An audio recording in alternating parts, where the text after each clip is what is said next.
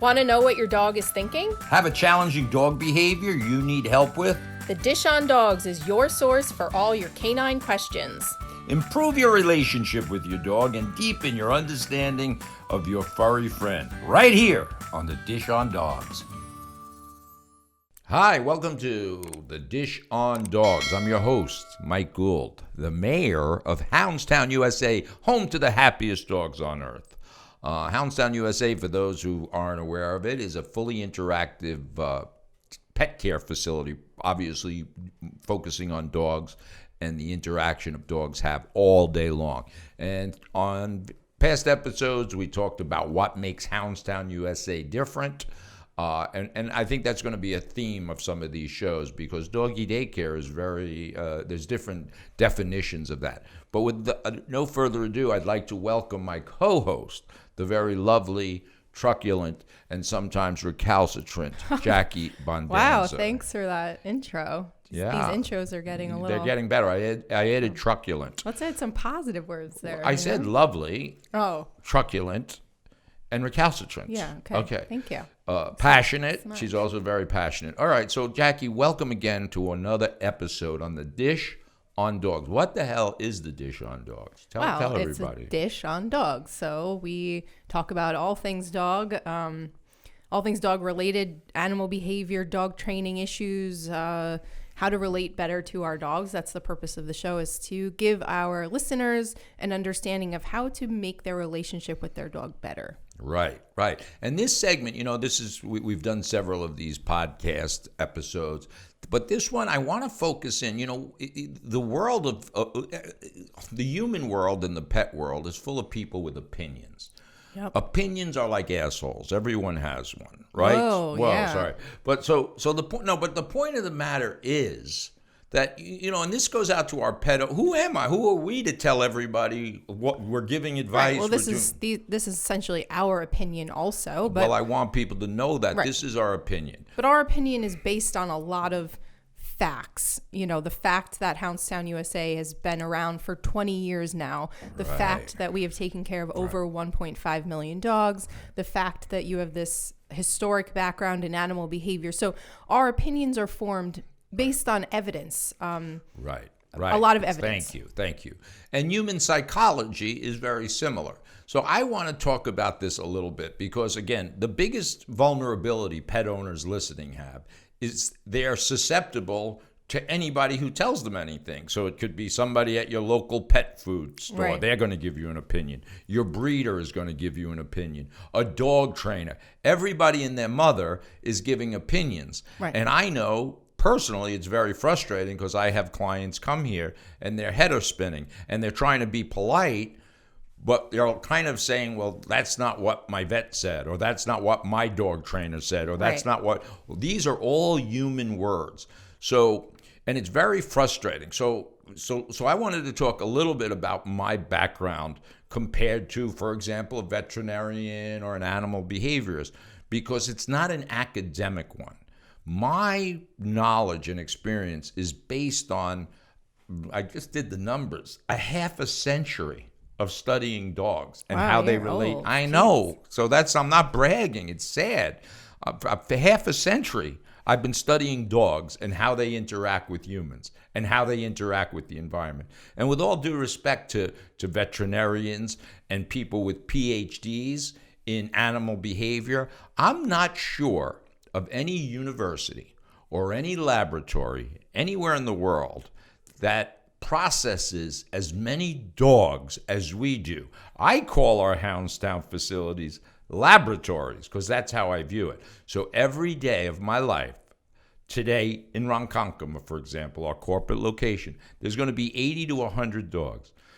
Pit bulls, poodles, little dogs. We actually have a two-legged dog today. So we have this massive amount of dogs. Yep. None of them, and the other thing I want to segue to is labeling, but let's stick with people's opinions of things.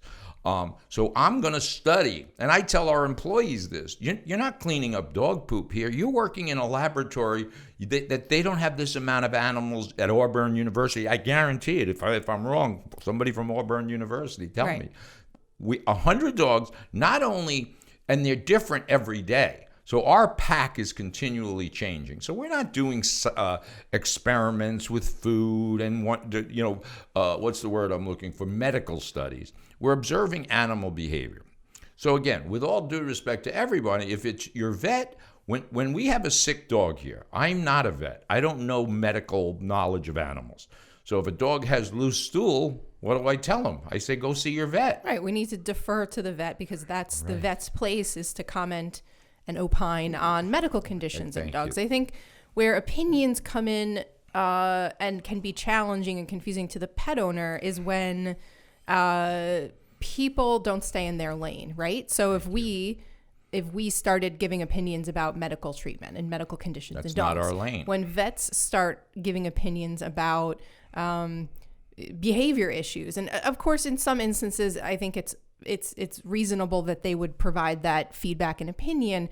But there's a lot of people out there. The pet care is very unregulated, which is a shame. There's no third party that's authorizing people to label themselves as dog trainers or dog behaviorists. Animal behaviorists. Right. In New York State, you have to have a PhD, a doctorate actually, in animal behavior. So anybody who tells you they're an animal behaviorist in New York State, anyway, how do I know this? I know this because I testify in court regularly on dog behavior, whether it has to do with police departments, whether it has to do with dog maulings.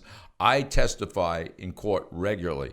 And most of the time, and I'm not an animal behaviorist, and I can't call myself an animal behaviorist because it doesn't fit Even though arguably you have more experience in animal behavior than any PhD graduate, really probably in the country or the world. I don't know.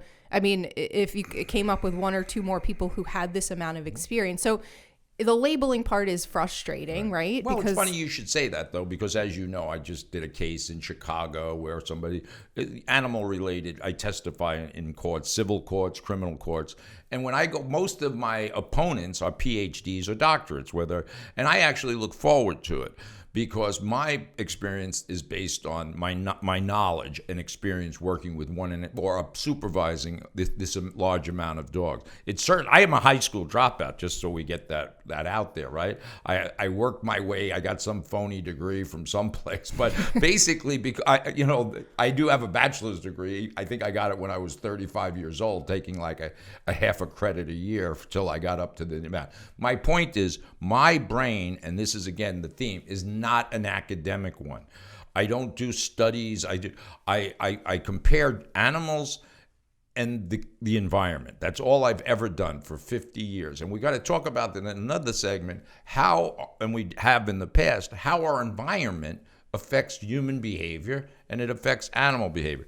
So the point was, in this episode, I wanted to make it clear that this is the brain of humans and the brain of a dog is psychologists get pissed off if I say it's a soft science because, there are obviously studies.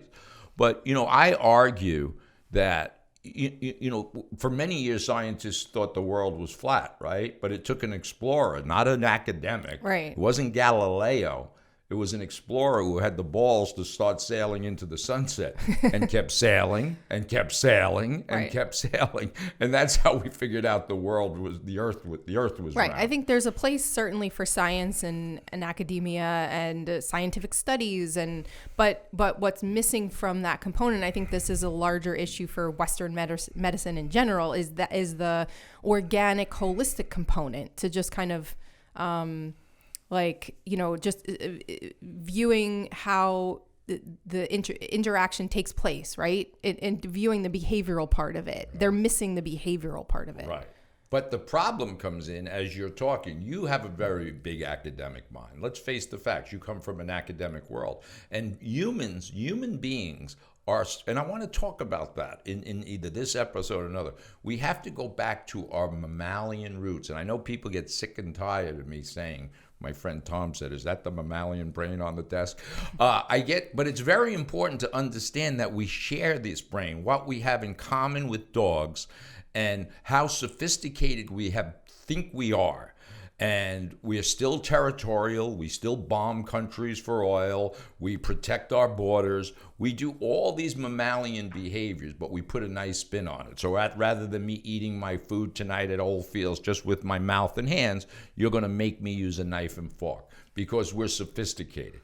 So you're going to make me do that. But realistically, I could just put my mouth in my potatoes and just eat it. But that would probably be your preference. Right? No, but that's what I want to do. So here's my point. Let's not do that. One of our other episodes, we talked about, I said we're going to be talking about human sexuality a lot. And, and everybody kind of gets uptight talking, they don't want to talk about sex. But if you can't talk about dogs without talking about sex, you really can't talk about humans without talking, because that's probably one of the most primal motivators of all animal behavior is sex. So in our society, all this sophistication in this goddamn neocortex of ours, this frontal lobe, is all the things we suppress. What do we don't talk about? We don't talk about sex. We don't talk about money. And what other things? And death. Those three things we don't like to talk about. For some reason in our neocortex, it's an uncomfortability that we don't talk about. So we suppress the sexuality part, and now you're trying to figure out animal behavior. And animal behavior is motivated primarily by sex. Mm-hmm. So when I said we're going to talk about sex, that was a hook. So people keep watching, all those perverts driving in traffic. No, they can talk. They want to hear me talk about sex. Yeah, I don't know if that's actually true. So which part? That they're like dying to hear you talk about sex. Then we'll differentiate. Although we talk about genders, that's the other point I need to talk about is labeling. Labeling. So people listening, we put so many labels on ourselves, and dogs don't put any labels, right? So think about all the labels. Anybody who's listening to this, if anybody's listening to this, just think about your different labels. You're a father, you're a son, you're a brother, you're a husband, you're a wife, you're a cousin, you're an uncle, you're 10,000 things. That's just one. That's just one set. One set of labels. That doesn't even get to your psychology or emotional aspects. Right. Well, you're an employee, you're a Democrat, you're a conservative, you're a Republican, you're a liberal. I could sit down and write just myself 100 labels without even thinking about it. Labels. And then I have to fit into that box. So the point I'm pointing out, Jackie, and I know I had too much coffee. Yeah. But you think dogs don't do that. These are human labels. When a dog is born, they're not given names by the parent, and they don't have to live in. So there's not a poodle. They're human labels that we've assigned to dogs. So when it comes to this concept of opinions and how we can help customers, listeners understand, be able to take in opinions and then make proper decisions about them. So and the tough part about pet care is that a lot of these opinions are contradictory, right? So we hear our customers come in all the time and they're like, "Oh, my vet said not to get my dog neutered until they're 2." But 4 years ago, my vet said the opposite. My vet told me I should get my dog neutered right away because it prevents cancer. So there's information out there that's constantly changing, and people are these professionals are interpreting information and then spewing out the opinion to people who don't know necessarily how to take the opinion into consideration, but then form their own thoughts about what is best for their dog. And I think that it's a very complex problem. Right. But you talk about this a lot. We have to take control of our own health. This happens in human medicine, right? I can go to a doctor, and what are they doing? We use fancy words. Diagnosis is an opinion.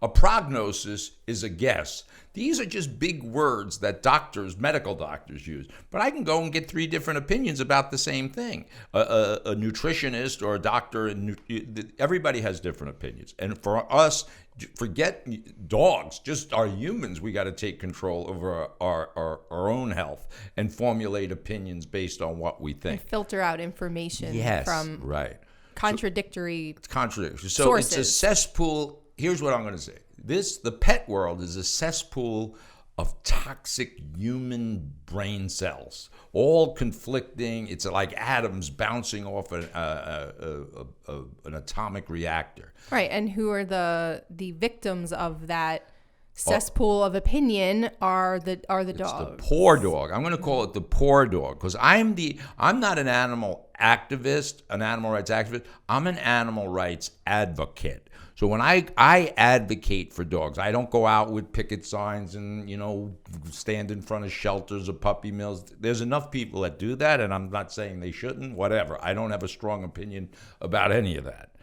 It's actually, my opinion is formed by the people who profess to love dogs. They love dogs, but they don't take care of the dog brain. And that's my biggest problem in life. So we're a proponent of the dog on behalf of their psychological needs. And that is what we do at Houndstown across all of our locations, is we take care of the dog's psychological needs. All their other needs are met by their vets and their owners. And, and we like to think that we allowed, dogs to be dogs at Houndstown and come in and, like you say, hump, jump, and dump. And it's their sacred place to be themselves, and I think that tunes into their psychological needs, which is often a huge gap when we talk about pet care and the pet world in general. It's toxic, but I love it. Sacred place. This is a sacred place. It's a sanctuary where we exclude humans, crazy humans, and the dogs can. And it's funny. I said hump, jump, and dump one day, and some human brain said that's crude. Right. A customer didn't like it, so it really was funny to me. Right. Well, it's funny when we take a lot of photos and videos of dogs so that their parents can see them throughout the day, and if dog is humping another dog, we've had customers react like, oh my God, he's humping her. She doesn't want that. Or, it's they didn't take, the other dog didn't take her to dinner. Before, didn't take her to dinner first. Didn't buy her coffee first. Okay. So, but it's, when you think about, humping as an act, it's a natural act for animals. It's not a sexual act. It's an act of dominance, sometimes play. Right. So it's not thought of in the same way. Right. We can't think of these acts in the same way as we think about them for humans. But this is what the purity of the dog brain is. The mammalian brain is pure. It's not racist. It's not gay. It's not it's not homophobic. It's not anti-Muslim. It's none of these things. They're pure. They're just dogs. They're ancestors to a wolf. They're not poodles. It's not a poodle looking in the window wanting to be a pit bull someday. They don't go to LA Fitness to try to work out and try to look like a pit bull. It's impossible. They're just dogs. And what you said is exactly right. They're primal beings. We are primal. Everything that we do, frankly, whether people like to, there's just very few motivators for humans. It's usually money, power, sex, and control.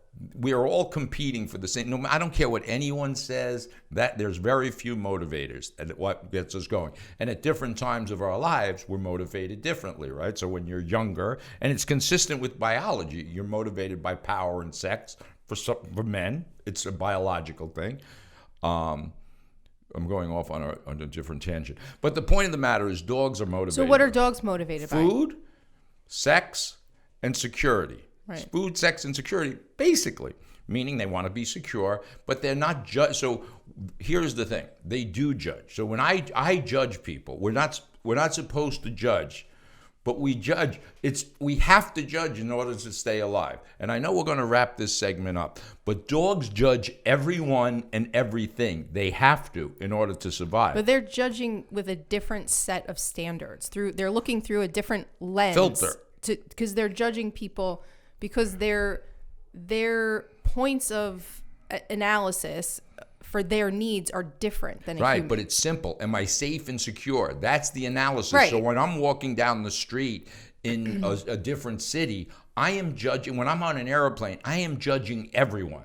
I'm judging the flight attendants. I'm judging the pilot. I'm judging everyone because of one primal reason. Am I going to be safe and secure? It's not about racism. It's not about anything, not about how people are dressed. It's the security.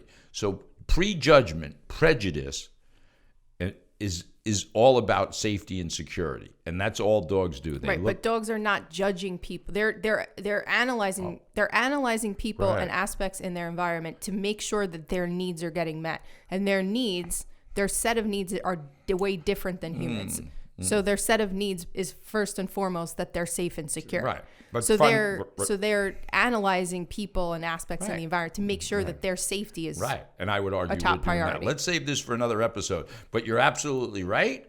But I also think that when we judge people, primarily it's for safety and security. Okay. And then we can build on. But we're using different sets of characteristics to judge people, right? Like racism and homophobia. But I'm none of those things, but I still judge everybody I see. I'm not homophobic. I'm not racist. Well, no, I'm just saying those things are not, they're not even in the brain of an animal. So right. The dog is not capable of judging someone for those characteristics. Right. That's what I'm saying. So let's wrap this up with my brain. Neocortex, big white. Here's our little mammalian brain that we share. Here's the reptilian brain. Oh, my reptilian brain is broken. But reptilian brain, mammalian brain, neocortex, and we'll see you next episode. No, we're not. I thought we're wrapping this up. No, we're not. We went like this before. We're not. Yeah, but that's the 10-minute mark. 10 minutes before you said 5. Well, right. I lied because I wanted to make you. You lied. Okay, so let's segue to lying. No. No, but it's very important to know. I just saw a study. Humans lie. Dogs are incapable of lying. Okay. But that's important to know. Yeah, of course. I get. No, dogs are pure. No. So when I say they're prejudiced, that they prejudge, that's based on survival instinct. But they can't, like you said, they can't lie. They're not racist. They're not judging people that way. They're judging creatures that are they safe? Right. Are they going to hurt me? Is this a threat to my safety? Right. And we all do it every day, whether you realize it or not. With just a different set of lenses. And obviously there are racist people. There are homophobic people. 2-year-old children are not any of those things. They can't be, because 2-year-old children just have this little green brain. They don't have all this crap, this cauliflower that grew on top. So they can't. They're incapable. Children. All right. So let's get to the question of the day, which is so we're talking about a lot of abstract things, right? Yes. So how does someone make this something practical in their home? So how do you start to remove labels and opinions and filter? How do you start to remove the labels that you've assigned to your dog? Very simply. How do you do that? Very simply. Look at a dog as you're an ancestor to a wolf. Don't look at it by its size. I had a woman, I've been doing this forever. I had a woman call me yesterday. She said, I'm sure you know of this breed of dog. And she went off on some weird thing that I've never heard of in my life. And of course, when people tell me about their breeds of dogs, I don't listen to them. It's like saying my child is Irish, a little mix of Italian, and you know how they are, right? So we don't do that. So don't do it to your dog. Right. So we're talking about taking away all of the characteristics you would traditionally assign to a breed. Right, a breed. Right. They're just dogs. It doesn't matter their size. I mean, their breed, absolutely not. Their age, their anatomy, their structure, because we mutated the wolf. As I said in another episode, so take those labels off. Stop looking, talking, and touching your dog. And you'll get a better response from them. Well, so that means disengaging for periods of time, just to set the dog's balance kind of back in check. What I'm supposed because we're always over engaging our dogs, and that's setting them out of whack. Yes, Jackie. Okay. Detach with love. That's what I do with my children. I'm supposed to. Yeah, you're supposed to. But I don't, because I'm an enabler, and I spoil the shit out of them. Yeah. And it's not good. Mm-hmm. But we're supposed to detach with love, set boundaries, and be good leaders. Everyone knows this. Anyone listening, as I said, that has a job or is an employee, went to school, you have all these skills. Don't overthink this. This is so simple. As I said, it's so simple most people can't do it. In the next episode, we're really going to talk about eye contact and the importance of eye contact for mammals. All mammals. Okay. Well, we got to go. Did that answer the question? It's now time to go. I I think it answered the question. If it didn't, let us know. Don't stereotype. Don't try to pick apart what your dog needs. Is he hot? Is he cold? Does he need a jacket on? This is insanity. All right. Stop the insanity. Stop the insanity. Message of the day. Thanks for watching the Dish on Dogs. Check us out on Facebook on the Dish on Dogs. You can find us also at HoundstownUSA.com and all of the traditional podcast platforms. We'll see everybody next time. Wow.